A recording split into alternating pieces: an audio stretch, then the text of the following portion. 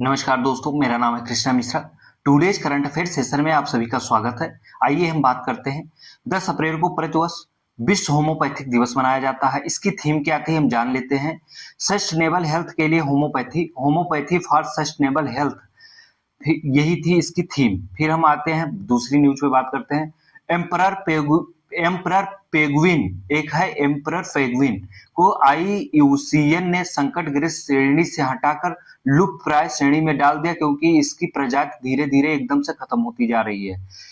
Anthropic ने भारत के नीति प्रयासों का नेतृत्व करने के लिए अमलान मोहंती को नियुक्त किया। किसको नियुक्त किया? अमलान मोहंती को।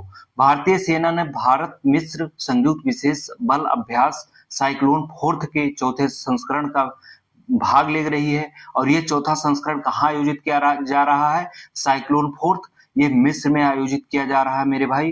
भारतीय सेना ने अभ्यास ब्रह्मास्त्र में अपाचे हेलीकॉप्टर की मारक क्षमता का प्रदर्शन करके दिखा दिया दुनिया को। जम्मू कश्मीर में मुख्य सचिव अटल डुल्लू ने जम्मू में जनगणना 2027 के शिखर सम्मेलन का उद्घाटन किया है, नाम याद रखना। इलाहाबाद उच्च न्यायालय के न्यायाधीश यशवंत वर्मा को महाभियोग कार्रवाई के बाद इस्तीफा दे दिया।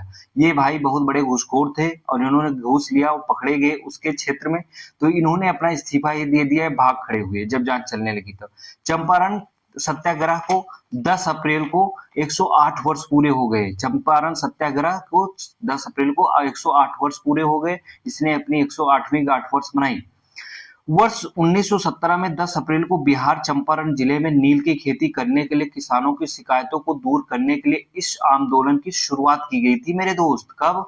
10 अप्रैल 1917 को इस आंदोलन की शुरुआत की गई थी। देश में महात्मा गांधी का पहला सत्याग्रह का प्रयोग था। महात्मा गांधी ने अपने जीवन में पहला सत्याग्रह का प्रयोग कहाँ किया था? चंपारण में किया था।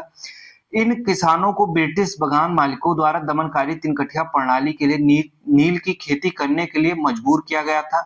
स्थानीय किसान राजकुमार शुक्ल के अथक प्रयासों के बाद गांधी जी ने चंपारण का दौरा किया, तो उन्होंने किसानों की जो दुर्दशा देखी, उनका मन द्रवित हो उठा और उन्होंने यहाँ पर सत्याग्रह करने के लिए अपने आप से प्रण लिया और उन्होंने चंपारण सत्याग्रह किया। और उसका परिणाम ये निकला कि अंग्रेजों को हार माननी पड़ी, उनके आगे घुटना हमेशा टेकना पड़ा अंग्रेजों को।